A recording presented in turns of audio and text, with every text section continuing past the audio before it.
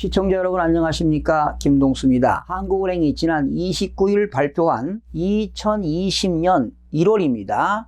소비자 동향 조사 결과를 보게 되면요. 소비자 심리지수라는 게 있어요. CCSI라고 하는 소비자 심리지수는 한 달 전보다, 즉 12월 달이 되겠죠. 12월보다 올 1월 달이 3.7포인트가 올라서 104.2로 나타났다고 발표를 했는데요. 소비자 심리 지수는요, 지난해 8월입니다. 그러니까 2019년 8월에 92.4까지 떨어진 뒤에 9월, 10월, 11월까지 계속 올랐습니다. 그러다가 11월에 7개월 만에 기준선을 넘어섰습니다. 바로 이 지수를 보게 되면 이 소비자 심리 지수를 100으로 놓고 본다면 100 이상이 되면은 소비자 심리 지수가 낙관적이고 100보다 이하로 떨어지면 비관적이다, 이렇게 보시면 되거든요. 2019년 5월에 97.9, 6월에 97.6, 7월에 95.9, 8월에 92.4까지 떨어졌죠. 그러다가 9월부터 올라가기 시작해서 지난 12월에는 100.5가 됐어요. 그래서 올해 2020년 1월에 104.2가 되어서 지난 12월보다 3.7포인트가 오른 것으로 나타났습니다. 그러면 여러분들 소비자 심리지수의 개념을 잠깐 소개하면은 CCSI입니다. 일반적으로 CSI가 소비자 심리지수인데 앞에 C를 붙인 거는 이런 소비자 심리지수를 여러 면에서 판단하기 때문에 컴포짓이라고 하는 복합이라는 낱말이 붙어서 CCSI가 되겠습니다. 그러나 일반적으로는 그냥 CSI라고 보시면 되겠어요. 소비자 심리지수. 그러면 원래 이 소비자 심리지수를 파악할 때는 한 가지만 하는 게 아니라 6가지를 가지고 파악하는데요. 일반적으로 현재 생활 형편이 어떠냐, 현재 살아가는 형편이 어떤 거냐, 그리고 앞으로 생활 형편이 좀 낮을 거냐, 좋지 않을 거냐, 이런 전망이라든가, 또 가계 수입의 전망입니다. 가계 수입 전망.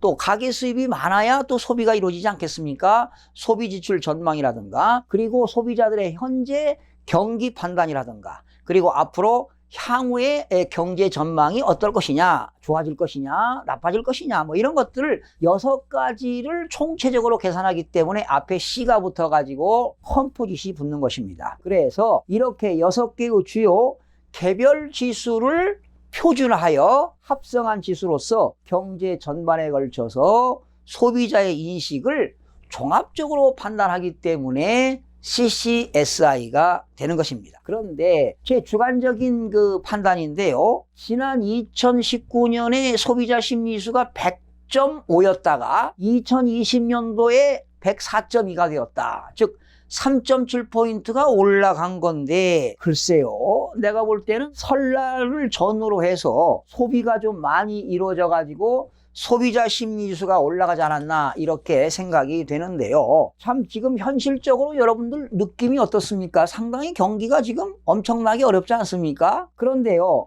거기다가 이제 그 지난해 정부가 12.16 부동산 대책 영향으로 1월 달에 주택가격 전망에 소비자 동향지수가 10개월 만에 지금 하락세로 전환되었습니다. 그러니까 지금 주택가격 전망은요, 14개월 만에 지금 최대폭으로 지금 감소됐습니다. 이런 내용은 당연히 수긍이 가지요. 지금 지난 2019년도에는 어떻습니까? 봄부터 계속 지금 부동산 가격이 올라가지 않았습니까? 그러다가 지난 정부가 12.16 부동산 대책으로 이제 부동산 가격이 좀 꺾인 것 같은데, 현재 강남 3구입니다. 강남, 서초, 송파, 또 뭐 강동까지 한다면 강남 4구가 되겠는데, 지금 고가주택이 계속 지금 하락하고 있는 상황인데, 그런데 또 그런 여파로 말이죠, 수도권 지역에서 수원이라든가 용인, 수지 이런 데는 지금 9억 원 이하짜리가 풍선 효과가 일어나가지고 말이죠, 지금 가격이 지금 또 급등하는 지역도 나타나고 있습니다. 한국은행 관계자 설명에 의하면 말이죠, 미국과 중국의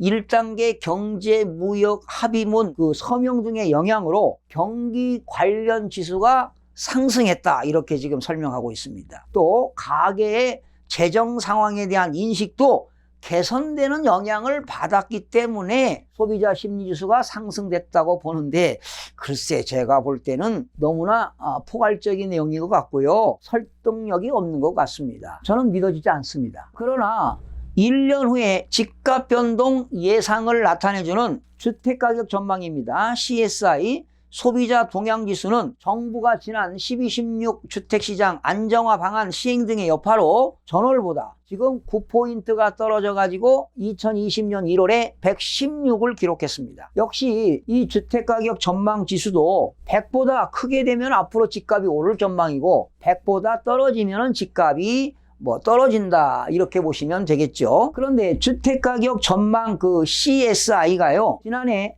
3월에 83까지 떨어졌다가 연말까지 9개월 동안 연속 상승세가 이어지면서 지난 2019년 12월에 125까지가 올라갔습니다. 그러면 여러분 물가와 주택가격 및 임금 수준 전망을 좀 살펴보겠습니다. 물가 수준 전망은요 전월 대비 4포인트가 상승해 가지고 139에 머물렀고요. 주택가격 전망은 전월 대비 9포인트가 하락해서 2020년 1월에 116을 기록했고 임금 수준 전망은 전월 대비 2포인트가 상승해서 119로 되었습니다. 도표를 보시면 물가 수준 전망이 지난 2019년 5월에 145를 기록했습니다. 그러다가 지난 2019년 12월에 135까지 떨어졌다가 다시 2020년 1월에 139포인트가 돼가지고 4포인트가 상승했고요. 주택가격 전망은 지난 2019년 5월에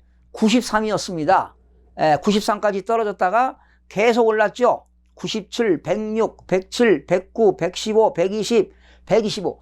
지난달 125까지 올라갔다가 지난 정부가 12.16 부동산 정책 이후에 2020년 1월에 116으로 떨어져서 9포인트가 하락을 했고요. 임금 수준 전망은 지난 12월에 117포인트였는데 이달에는 2포인트가 상승해서 119포인트가 되었습니다. 자, 그러면 이렇게 한국은행에서 발표한 CSI를 가지고 여러분들과 함께 나눠봤는데요. 제가 한번 여러 가지 여러분들에게 제 주관적인 의견을 한번 제시해 보겠습니다. 지금 내수 부진이 이루어지지 않습니까? 현재 우리나라는 지금 내수 부진으로 인해서 소비가 지금 줄어들고 있지 않습니까? 그러다 보니까 지금 이 자영업자들 장사가 안 되다 보니까요. 빈 상가가 지금 속출하고 있습니다. 그래서 임대인들이 지금 집세까지 내리는 그 임대료가 지금 하락하는 그런 기현상이 일어나고 있고요. 우리나라의 지금 인구 역대 최저치로 현저하게 지금 감소하고 있습니다. 인구 이동이 많다는 것은 경제 기초체력이 튼튼하고 말이죠. 경제가 원활하게 돌아간다는 건데 인구의 그 이동이 격감하게 되면은 그렇게 바람직하지는 하지 않습니다. 지금 한국과 미국의 그런 경제 현황을 좀 살펴보게 되면은요. 한국과 미국의 오프라인 그 유통시장이 정반대의 길을 가고 있는 것 같아요.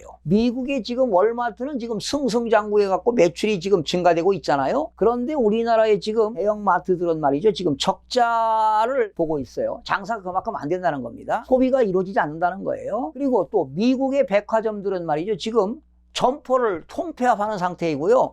지금 유명 백화점들이 지금 문을 닫고 지금 폐업하는 상태입니다. 그런데 반대로 우리나라 백화점들은 지금 호황을 이루고 있어요. 그게 바로 뭐냐? 명품 소비가 증가되고 있다는 것입니다. 그러니까 부익부 빈익빈이 극렬하게 나타나는 것이죠. 즉 양극화가 나타나기 때문에 있는 사람들은 이렇게 명품을 소비하다 보니까 우리나라의 지금 백화점은 상당히 매출이 증가되고 지금 호황이라고 합니다. 그리고 지금 현재 우리나라에서 말이죠. 대학까지 나와가지고요. 일을 하지 않는 비경제 활동 인구가 무려 381만 명, 역대 최대라고 합니다. 이 이야기는 지금 대학을 나와서 일할 수 있는 사람들이 말이죠. 일을 하지 않는다는 거 아니에요. 비생산 활동을 하고 있다는 건데 그만큼 국가적으로 본다면은 생산성이 그만큼 낭비된다고 볼 수가 있는 겁니다. 또한 반면에 말이죠. 이런 일이 또 벌어지고 있어요. 투잡을 하시는 분들이 늘어나고 있대요. 투잡을 하는 부업자들이 무려 47만 명으로서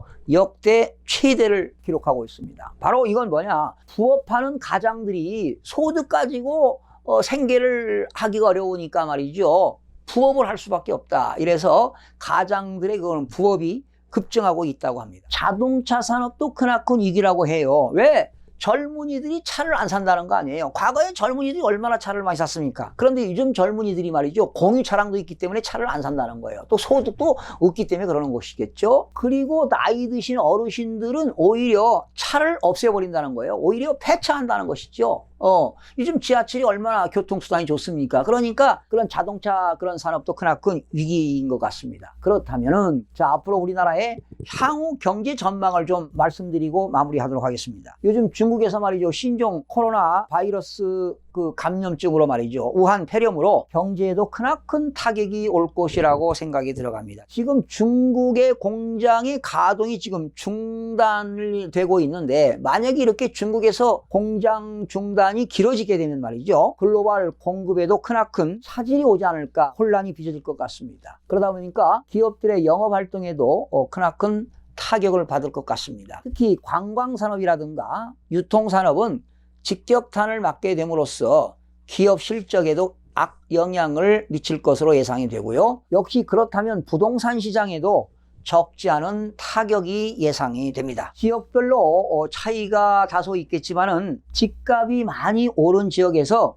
집을 팔기를 원하시는 분들은 하루빨리 파는 것이 유리하다고 생각됩니다. 그 이유는 앞으로 집값은 전국적은 아닙니다만은 특정 지역에서 집값이 계속 하락할 것으로 전망이 되기 때문입니다. 자, 아울러 신종 코로나 바이러스로 인해서 정부는 금융시장과 실물 경제에 미치는 영향을 최소화하는 데 총력을 기울여야 할 것입니다.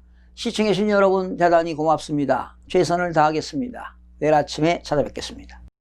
마음이 드셨다면 구독, 좋아요 꼭 부탁드리겠습니다. 고맙습니다.